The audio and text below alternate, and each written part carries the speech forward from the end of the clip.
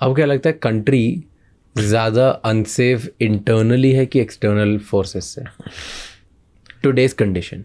क्योंकि 2001 90s 2000s में in fact till late 2010 तक हम लोग एक्सटर्नल एनवायरनमेंट से ज़्यादा अनसेफ थे. आज क्या सिनेरियो है?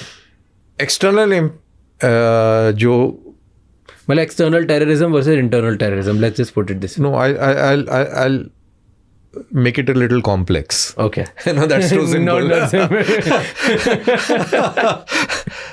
External forces trying to destabilize the country through internal means.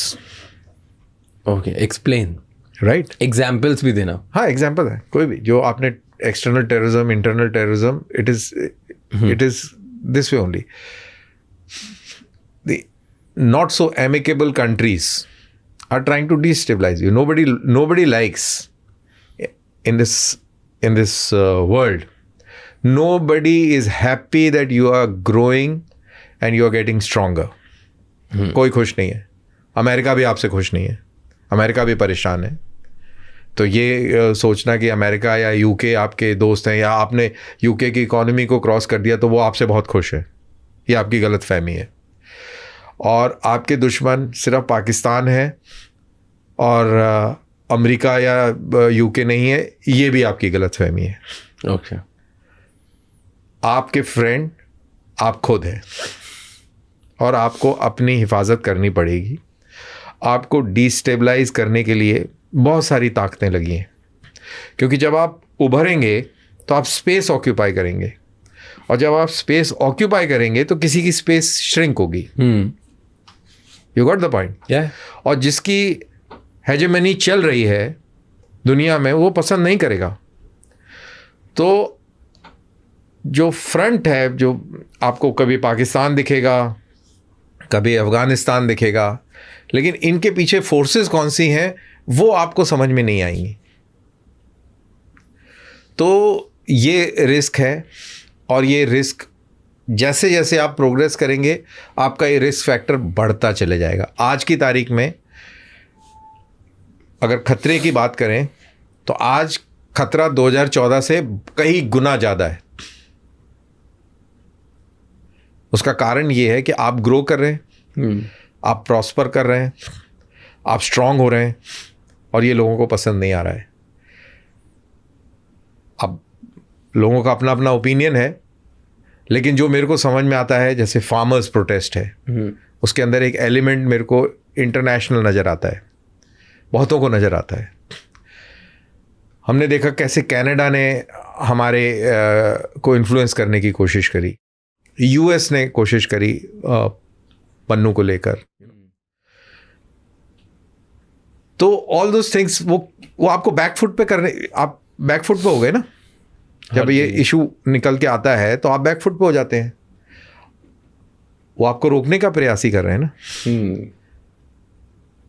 Likewise जो नक्सलाइट एरियाज के अंदर जो भी है, इट इज़ नॉट नेसेसरी कि वो सब कुछ लेफ्टिस्ट हो.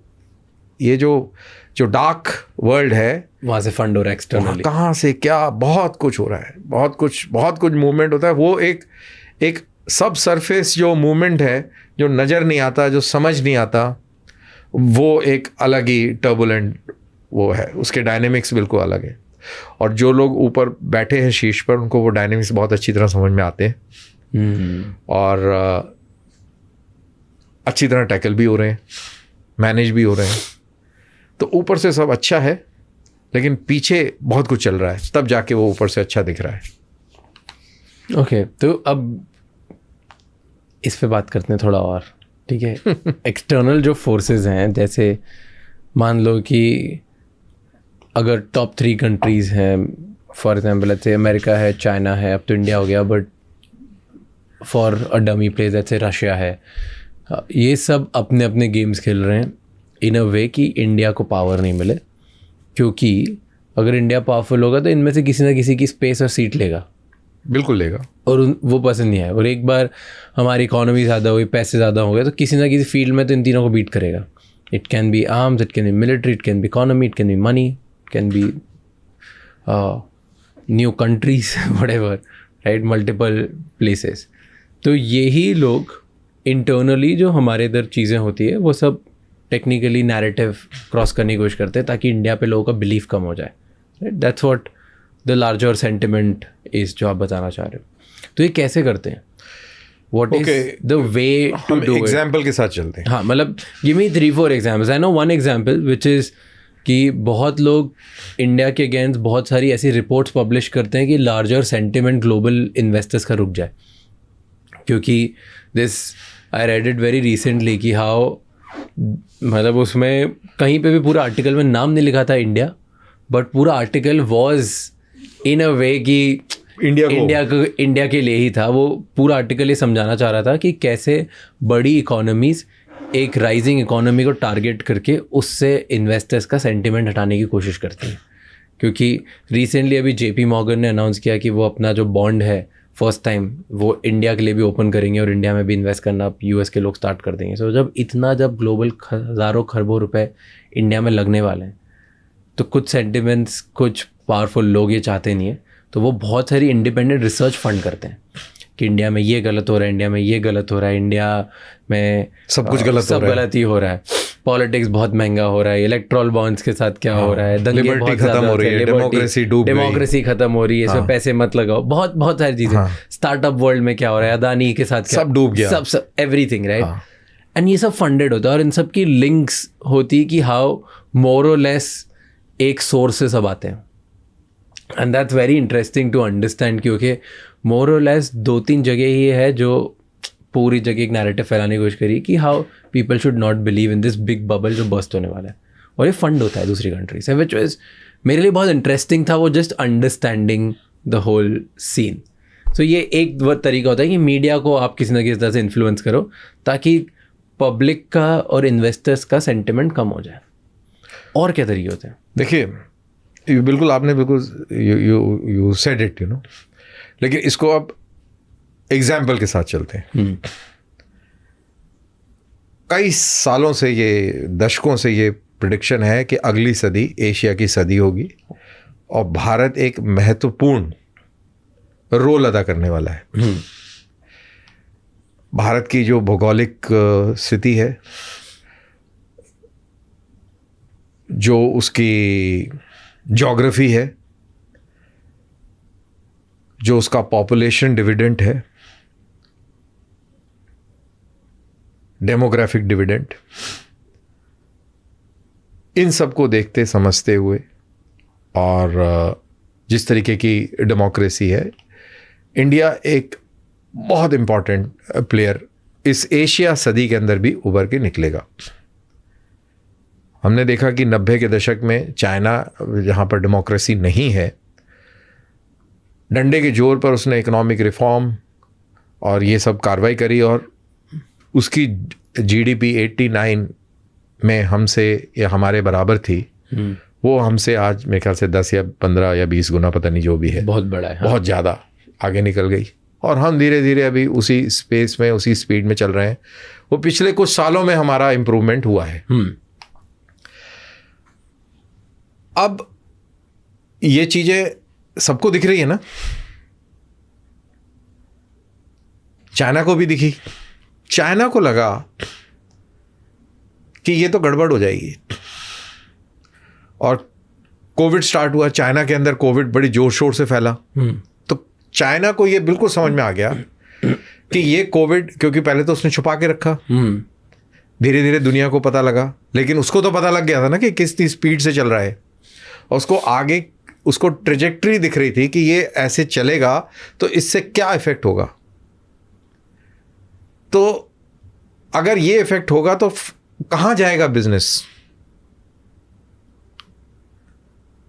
साउथ एशिया में जाएगा, साउथ ईस्ट एशिया में जाएगा और सबसे बड़ा कंटेंडर इस गेम के इंडिया होगा। तो क्या करना चाहिए?